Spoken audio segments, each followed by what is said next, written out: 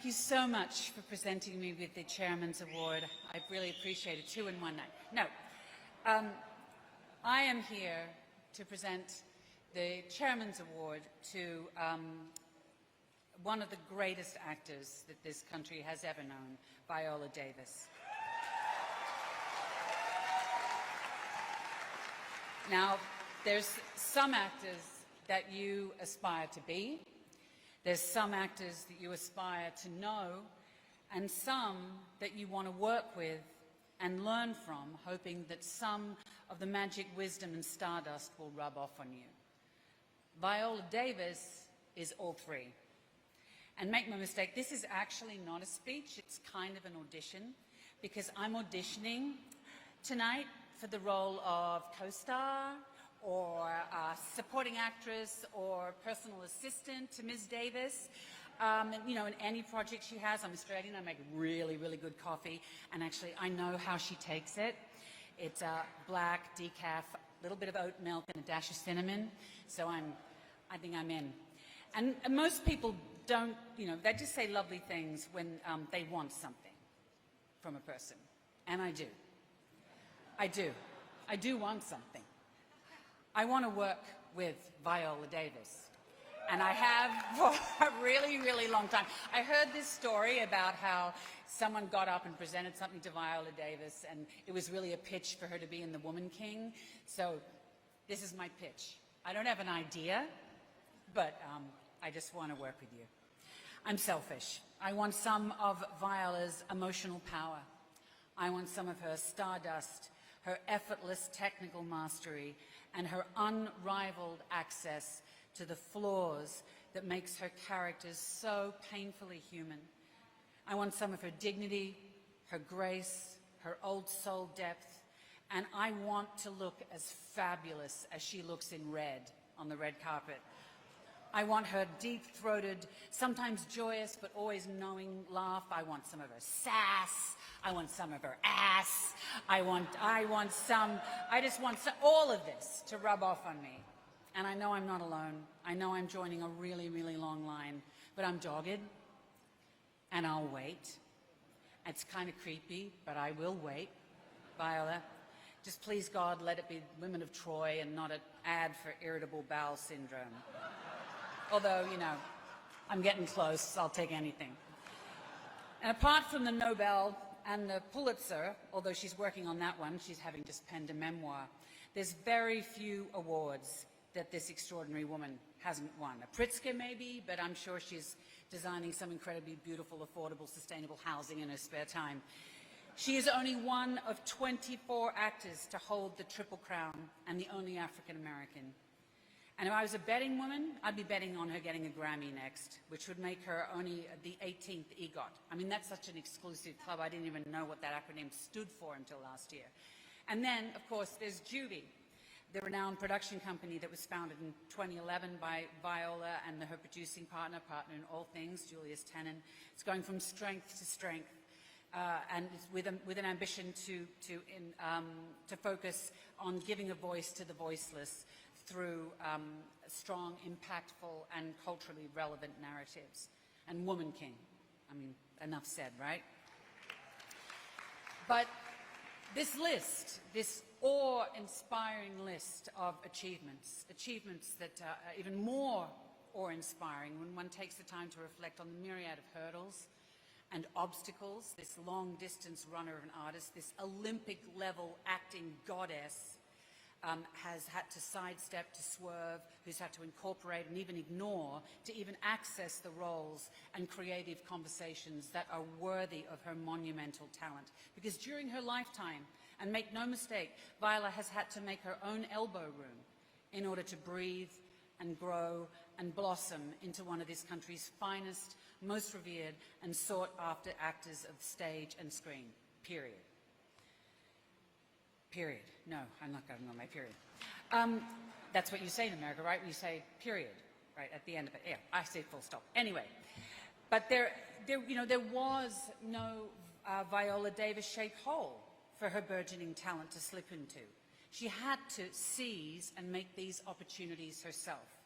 but because of her profound generosity, she wasn't just making them for herself. She was making them for everybody else, all the while making it look effortless and inevitable somehow. But I know that this has been a Herculean task, and she has done it for others, and this decision drove her to make the Woman King, because it hadn't been done, so by God, Viola knew she had to do it. Now, as a career is only as good as the risks you take with it, how you store, and what you risk losing is as precious and hard one as it may be. And sure, we're in a business, and Viola understands this, and she's savvy, but no matter what end we operate within, it's a creative industry led by artists. So, definitionally, it's got to be made up of missteps and failures. And the part that Viola knows well. But Viola knows that it's tiresome and all too real, and the extra burden when a black actor fails. And failure is part of the creative process. She knows the consequences of this and has courageously taken those risks anyway and pushed past this and displayed supreme courage and deep grace. And Viola's continual grace under pressure is yet another achievement. And if there was an award for that, it would be hers. She's pushed through these barriers again and yet again, and she is always breaking new creative ground. For herself, as an artist, undoubtedly, but for black women, most lastingly. But this list of achievements is to sideline two extraordinary facts about this woman. One, her God-given talent, which is undeniable and unstoppable, and we have to be honest that not everyone has this to the degree that Viola Davis has. And two, her deep humanity. When the characters Viola renders move through painful experience, they face fears, they show their rage, they fight for others, they laugh and they cry their asses off. I don't know if you can cry your asses off, but if anyone can cry their ass off, Viola can. When Viola, the actress, the artist, exposes these things through her work, she takes each and every one of us, every audience member, by the hand and the heart, and gives us the courage to go there with her. She seems to say, it's okay, we can do this, I am here with you. And that, I think, is her magic. This empathy is perhaps Viola Davis's greatest superpower. She is a connector, a generous, free-flowing highway to unite audiences of all stripes into the big, vast human experience. She brings us all into the same room, around the same table, and into a deep, memorable conversation. She embraces us all, again and again and again. Warrior Queen, First Lady, yada, yada, yada. The list goes on. And they are all, each of these characters is so distinct and so different, but they're all part of the same human family. So congratulations on this Chairman Awards, Viola. Thank you for all that you are and all that you do. I admire and adore you, and I am repped by Hilda Quealy at CAA, and her number is inscribed on the bottom of the award. Take a look. We are the spear of victory! We are the blade of freedom! We fight not just for today, but for the future! If we're talking about something floating around between this priest and my son, it ain't my son's fault. You is calm, you is small, you is important. I wouldn't take such extreme measures if this mission went more important than you could possibly imagine. Are you in or out? I planted a seed and watched and prayed over. I planted myself inside you and waited to bloom. It didn't take me no 18 years to realize the soil was hard and rocky and it was never gonna bloom. When I raise my hand, I am aware of all the women who are still in silence. Where's my Coke? I need a Coca-Cola. I forgot the Coke. Let's do it without it, huh? Just this one song. What say, boys? Damn what the band say. You supposed to have my Coca-Cola. You knew that. I ain't doing nothing without my Coca-Cola. We have 3 days to look and move like a team of men. The best thing we have going for us is being who we are. Why? Because no one thinks we have the balls to pull this off. I want to be with the others. I want to fight for my king. To be a warrior, you must kill your tears. I offer you and our people a choice. We fight or we die.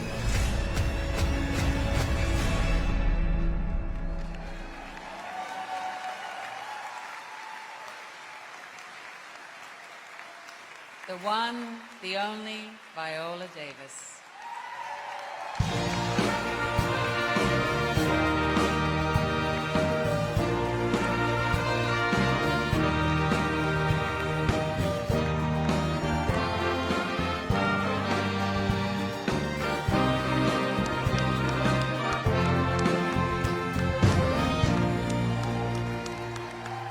Thank you. Thank you. Oh, Kate. Oh, man. I would love to work with you. But you can't have my ass, Kate. You know, I remember a teacher at Juilliard once said to me, Viola, most people don't understand what it is that we do. And I remember that landed on me as being very cryptic. And then I really started my career as an actor, and I understood it. There is the business, and then there is the work. Global box office, test screenings, queue, star meters, being number 1, number 2, number 3 on the call sheet. Pay. That's the business. The work. We're human whisperers. We're empaths, mediums, amateur psychologists. We are mediums and shapeshifters. I'd like to think that we're Tim Robbins in Shawshank Redemption. You know, when Morgan Freeman says, Andy, he took that chisel and that small hammer, and for years and years he chiseled away at that cement, chiseled away until he blew a hole, and then he jumps on the big tubes, and then he swims through 4 football fields of piss and shit to get to what? Freedom. That's being an actor. We're observers. We have to mire through shit and piss that is you. Trauma and memories, the parts of you that you don't show to people, that you barely show to yourself, to get to the part that's like Tim Robbins when the water is just dripping on him from the rain and he rips his t-shirt off. That part of you that makes you tick. What you live for. What you need. And as a dark-skinned black actress, that's all I've ever wanted to do is that.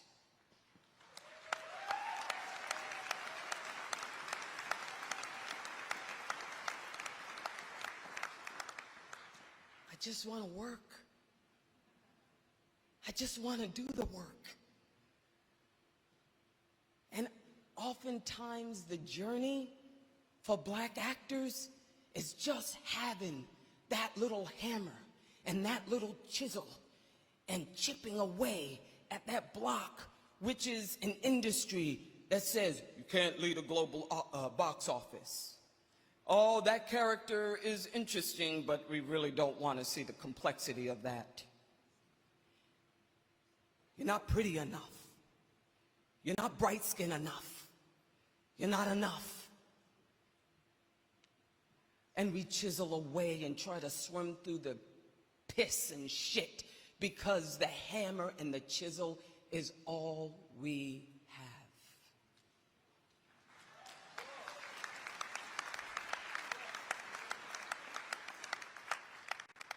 I and my husband created a production company not because we wanted to. We created it out of necessity. We created it because, yeah, we saw the piss and shit, but we were also artistic prisoners.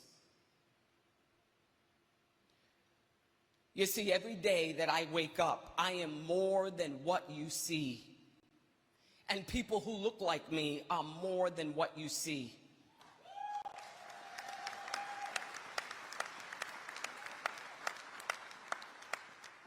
The Woman King is not just my black female gladiator and Braveheart. It's simply a great story. And it's a great story that is expansive, that shows us in a different light, that shows just all of these beautiful human beings named Naniska and Izogi and Nawi and Ode. That's what I wanted to do. I just want to be an actor. And I don't want anyone else to thrive despite the business. I want them to thrive because of the business.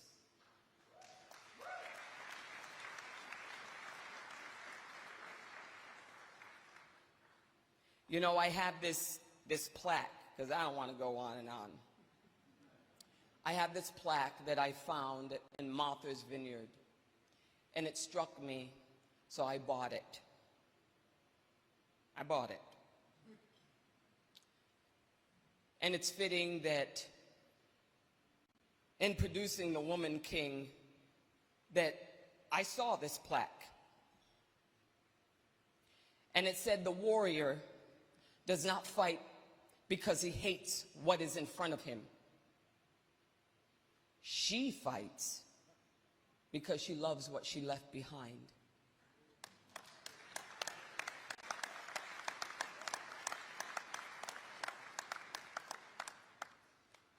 We were able to create The Woman King because my little chisel and my hammer has been Gina Prince Bythewood, has been my beautiful husband and collaborator Julius Tenen, Nicole Brown, Tom Rothman, Kathy Schulman, Maria Bello, people who were able to chisel away with me, my posse, my warriors.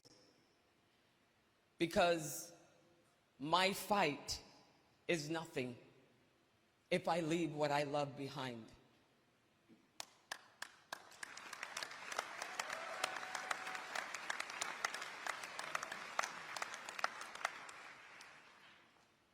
So I forged through, and I keep fighting at 57 years old.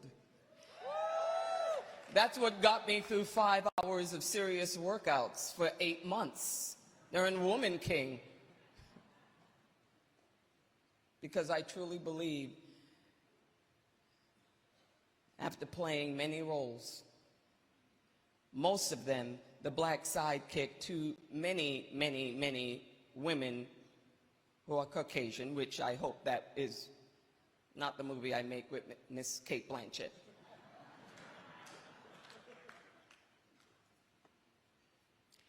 Just when the caterpillar thought it was dying, it became a butterfly.